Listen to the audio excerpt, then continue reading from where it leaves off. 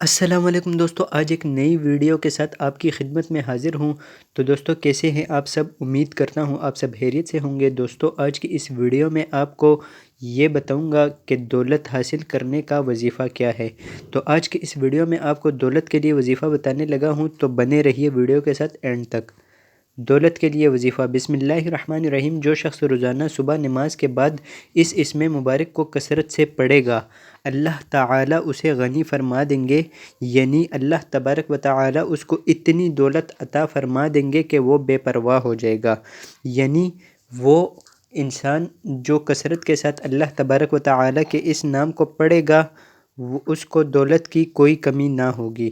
تو اب وہ نام کون سا ہے دوستو؟ چلیے آپ کو بتا دیتا ہوں۔ اللہ تبارک و تعالیٰ کا نام ہے الملک۔